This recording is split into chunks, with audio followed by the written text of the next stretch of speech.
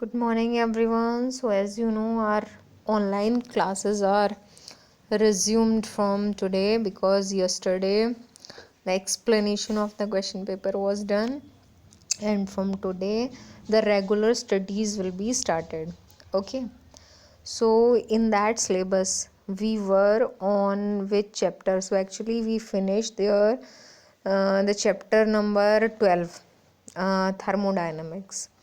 Thermodynamics chapter आपका finish हो चुका था and we have to start the new chapter and new unit now.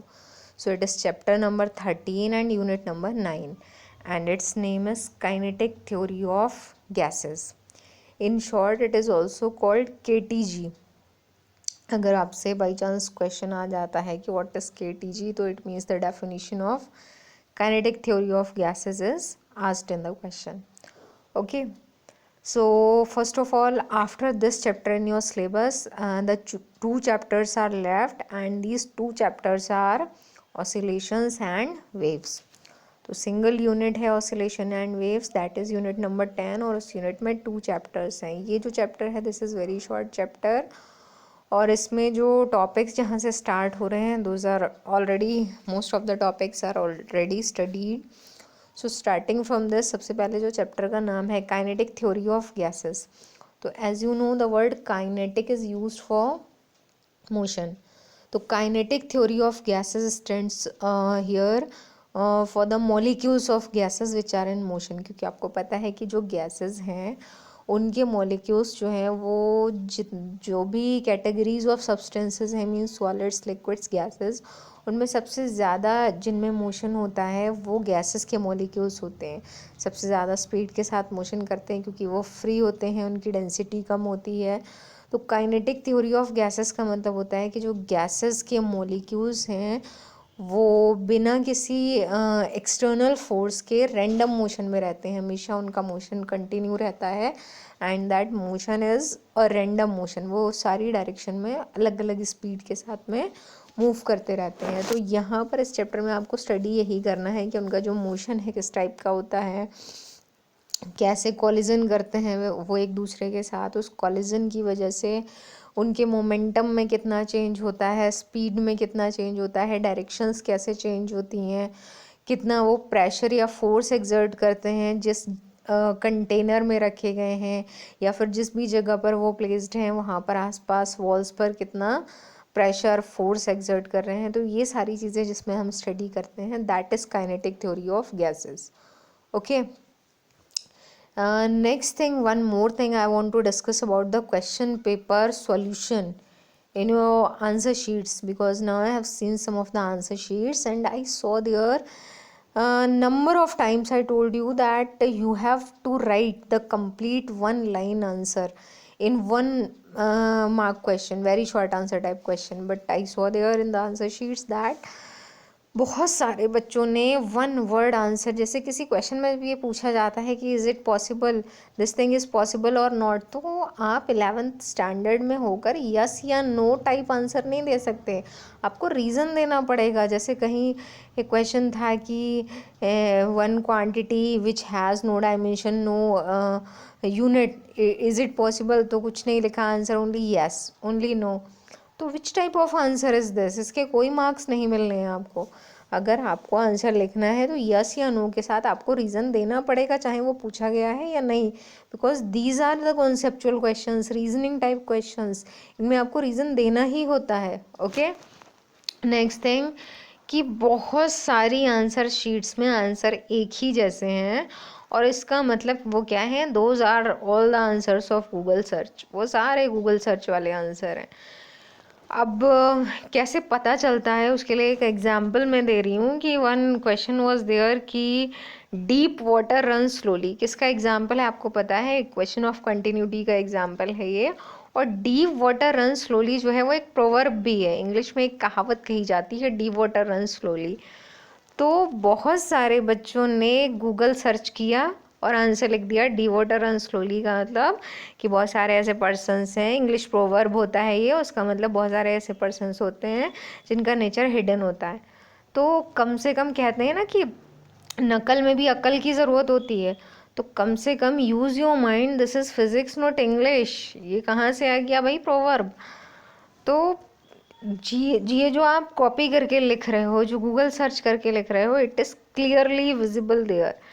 Teachers are always teachers, they can identify who have written themselves and who have written by net। तो net आपके पास option है, उसको use करिए, don't miss use it. Okay, so now starting this chapter. और इसीलिए मैंने बताया कि हो सकता है नेक्स्ट एग्ज़ाम ऑनलाइन हो या ऑफलाइन हो, वी ऑल्सो डोंट नो। लेकिन जब भी नेक्स्ट टाइम एग्ज़ाम हो तो please for you your self, अपने लिए ही, अपनी नॉलेज को इंक्रीज़ करने के लिए, understand the topics, don't take the help of internet while writing the answers in exam. वैसे आप इंटरनेट सर्च करिए, लेकिन इंटरनेट की हेल्प एग्ज़ाम में मत लीजिए, क्योंकि इसकी वजह से आप भले ही मार्क्स अच्छे स्कोर कर लें, लेकिन आपको आएगा कुछ नहीं। फ्यूचर में आप बिल्कुल निल होंगे, your mind will not work at the moment. जब आपको आंसर चाहिए आएगा ही नहीं, बस आपको नेट सर्च करना पड़ेगा। Okay, so now starting the chapter. तो स्टार्ट करने में सबसे पहले ये जो काइनेटिक थ्योरी ऑफ गैसेस है, now you know about the name of the chapter and the concept of the chapter. क्या आपको पढ़ना है? गैसेस के बारे में पढ़ना है। तो सबसे पहले जब भी गैसेस की बात होती है तो उसमें बहुत सारे लॉज आते हैं, बॉयल्स लॉ, चार्ल्स लॉ और गैस इक्वेशन। तो जैसा कि आप प्रीवियस चैप्टर में पढ़ चुके हैं कि जहाँ भी गैसेस होती हैं तो गैसेस के साथ में कुछ थर्मोडाइनमिक वेरिएबल्स जो हैं वो एडेड होते हैं। तो यहाँ भी उसी की बात करेंगे कि गैसेस का मतलब, गैसेस किसी एटमॉस्फेयर में जो गैसेस हैं उनकी बात नहीं कर रहे हैं, बल्कि गैसेस किसी कंटेनर में रखी हैं, और उस कंटेनर में जिसमें उनको रखा गया है उसमें प्रेशर, वॉल्यूम, टेम्परेचर, इन 3 क्वांटिटीज़ का तो रोल है ही। तो सबसे पहले जब बॉयल्स लॉ की बात करेंगे तो बॉयल्स लॉ जो है वो किसके बीच में रिलेशन होता है? तो जैसा कि आपको पता है कि इन 3 वेरिएबल्स में से जब हम एक को कांस्टेंट मानेंगे तभी बाकी 2 के बीच में रिलेशन को स्टडी कर सकते हैं। तो सबसे पहले जो बॉयल्स लॉ आता है वो आता है कांस्टेंट टेम्परेचर पे।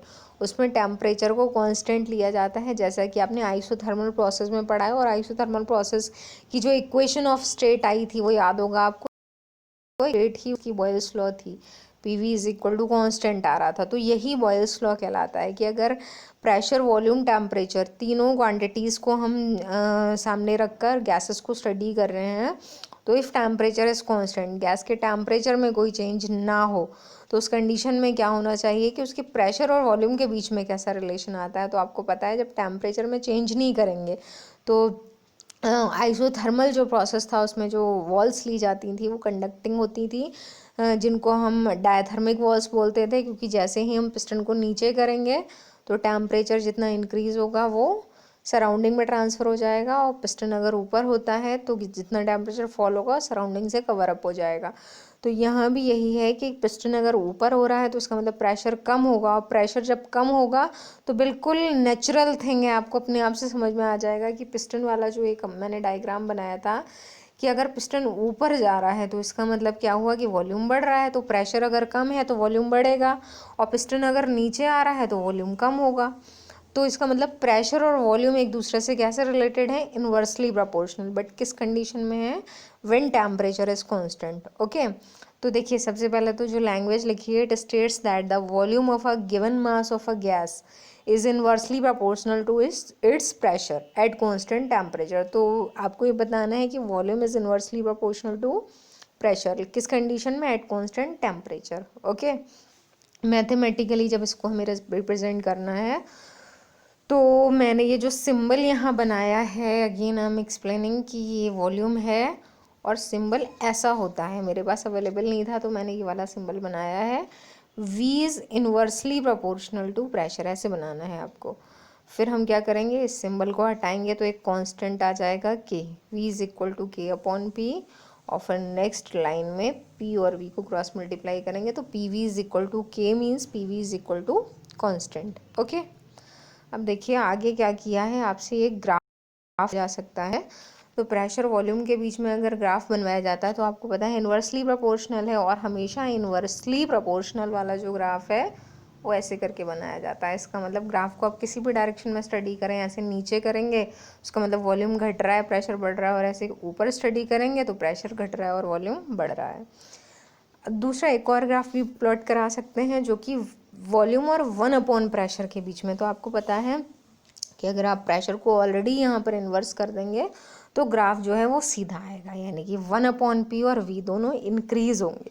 तो I hope you are understanding this. दोनों तरह से पूछ सकते हैं, डायरेक्ट PV के बीच में होगा तो ऐसे बनाएंगे, और V और 1/P के बीच में है तो आपको ऐसे बनाना है, क्योंकि इस इक्वेशन से बनाया गया है ग्राफ। ओके, फिर नेक्स्ट लॉ पर आते हैं, चार्ल्स लॉ। तो चार्ल्स लॉ किसके बीच में रिलेशन है? फिर से एक वेरिएबल को कांस्टेंट लेना है, तो अब की बार में क्या कांस्टेंट लेना है? प्रेशर। तो अगर प्रेशर को कांस्टेंट कर दिया जाता है, प्रेशर में कोई चेंज ना हो, तो volume of a given mass of a gas is directly proportional to its temperature. तो वॉल्यूम और टेम्परेचर में डायरेक्ट रिलेशन होता है। कैसे डायरेक्ट रिलेशन होगा? तो क्लियर है कि कभी भी अगर टेम्परेचर को इंक्रीज़ किया जाता है, टेम्परेचर को जब हम इंक्रीज़ करेंगे, इसका मतलब कि जब भी हम टेम्परेचर बढ़ाएंगे तो हमें क्या करना पड़ेगा? एक्सटर्नल सोर्स की हेल्प लेनी पड़ेगी, यानी कि हीट प्रोवाइड करनी पड़ेगी सिस्टम को। ठीक है, तो ये प्रोसेस आइसोथर्मल नहीं है, बल्कि इसमें एक्सटर्नल सोर्स से हेल्प ली जा रही है। तो जब आप टेम्परेचर बढ़ाएंगे तो पता है गैस एक्सपेंड होना स्टार्ट हो जाएगी, तो इसीलिए volume is directly proportional to temperature. जितना टेम्परेचर बढ़ेगा उतनी ही गैस एक्सपेंड होगी। ओके, भले ही गैस एक्सपेंड होने में टेम्परेचर इंटरनली उसका फॉल हो, लेकिन फिर भी जितना फॉल हो रहा है उतना प्रोवाइड करते जा रहे हैं, बल्कि जितना प्रोवाइड हो रहा है वो फॉल होने से भी ज़्यादा है। तो इसीलिए टेम्परेचर बढ़ने से वॉल्यूम बढ़ रहा है। ओके, तो फिर से take care of this symbol. ये आपको कैसा बनाना है? ऐसा बनाना है। तो volume is directly proportional to temperature. फिर कांस्टेंट ले लिया है V is equal to KT, या फिर V/T is equal to K। तो आपको पता है जो डायरेक्टली प्रोपोर्शनल है उसका ग्राफ तो बिल्कुल सीधा बनेगा, ये वॉल्यूम और ये टेम्परेचर, और ग्राफ कैसा होगा? Straight line. ओके, तो ये दूसरा था। याद रखने में भी आपको आसानी है कि सबसे पहले टेम्परेचर कांस्टेंट है, वो है आपका बॉयल्स लॉ, जिसमें प्रेशर कांस्टेंट है, वो है आपका चार्ल्स लॉ। और अब क्या रह गया है कांस्टेंट होने के लिए? तो अब रह गया है वॉल्यूम। तो अगर वॉल्यूम कांस्टेंट होता है तो प्रेशर और टेम्परेचर में कैसा रिलेशन होगा? तो वो भी डायरेक्टली प्रोपोर्शनल रिलेशन होगा, यानी कि अगर प्रेशर बढ़ेगा तो टेम्परेचर बढ़ेगा। अब देखिए इसका रीज़न क्या है? इसका रीज़न ये है कि अब एक्सटर्नल वर्क किया जा रहा है। अब मैंने बोला प्रेशर बढ़ेगा तो टेम्परेचर बढ़ेगा। आपको लेफ़्ट साइड देखनी है कि जो चेंज है वो कहाँ से किया जा रहा है। जैसे पहले लेफ़्ट साइड में आ रहा था वॉल्यूम और टेम्परेचर, देखिए ऊपर वाला जो आपका लॉ था उसमें लिखा था वॉल्यूम और टेम्परेचर। तो यानी कि वॉल्यूम को इंक्रीज़ करना था तो टेम्परेचर इंक्रीज़ होगा, तो यानी कि एक्सटर्नल सोर्स की आपने हीट की हेल्प ली थी। अब यहाँ लेफ़्ट साइड में आपका आ रहा है प्रेशर, तो प्रेशर इंक्रीज़ होगा, टेम्परेचर इंक्रीज़ होगा, यानी कि अब आपको कौन सा प्रोसेस लेना है? वर्क का। याद होगा आपको हीट एंड वर्क लिखा था, are the 2 different modes of energy transfer. तो अब की बार में क्या करना है? वर्क करना है। तो प्रेशर इंक्रीज़ कैसे होगा? तो आपको पता है प्रेशर इंक्रीज़ तब होगा जब पिस्टन को नीचे करेंगे। तो पिस्टन को जब डाउनवर्ड्स पुश करेंगे तो गैस के जो मॉलिक्यूल्स होते हैं वो एक दूसरे के क्लोज आना स्टार्ट होते हैं। जब वो एक दूसरे के क्लोज आते हैं तो एक दूसरे पे ज़्यादा फोर्स लगाना स्टार्ट करते हैं, और जब फोर्स की वैल्यू इंक्रीज़ होती है तो एनर्जी भी इंक्रीज़ होती है, और उसकी वजह से क्या होगा? टेम्परेचर भी इंक्रीज़ होगा। तो जब प्रेशर इंक्रीज़ होगा तो टेम्परेचर इंक्रीज़ होगा। तो यहाँ फिर से आपको डायरेक्टली प्रोपोर्शनल का सिंबल लगाना है, फिर इसको रिमूव करेंगे तो कांस्टेंट आता है, then P/T is equal to K। तो यहाँ भी डायरेक्टली प्रोपोर्शनल है, इसलिए प्रेशर और टेम्परेचर का जो ग्राफ है वो बिल्कुल स्ट्रेट लाइन आएगा। ओके, तो ये 3 लॉज आपको याद रखने हैं। इसका नाम है गैलो-सेक्स लॉ। इससे ऊपर था आपका सबसे पहले Boyle's law, then Charles law, then Gay Lussac's law. Okay, ये साइंटिस्ट के नाम पर हैं तीनों, बॉयल, चार्ल्स और गैलो-सेक। और उसके बाद में एक लास्ट परफेक्ट गैस इक्वेशन जो आपको ऑलरेडी पता है परफेक्ट गैस इक्वेशन के बारे में। परफेक्ट गैस इक्वेशन आपकी क्या होती है? तो उसके लिए यहाँ पर रिलेशन दे रखा है कि जो गैस है उसमें प्रेशर, वॉल्यूम और टेम्परेचर तीनों के बीच में जो रिलेशन होता है वही परफेक्ट गैस इक्वेशन है। लेकिन अगर आपको ड्राइव करना है n मोल्स के लिए तो आप लिखेंगे PV is equal to nRT, और अगर आपको लिखना है 1 मोल के लिए तो that will be PV is equal to RT। Okay, तो आज का जो आपका वर्क है वो हम यहीं फिनिश करते हैं। इसके डेरिवेशन से हम स्टार्ट करेंगे नेक्स्ट टर्न से। Okay, thank you.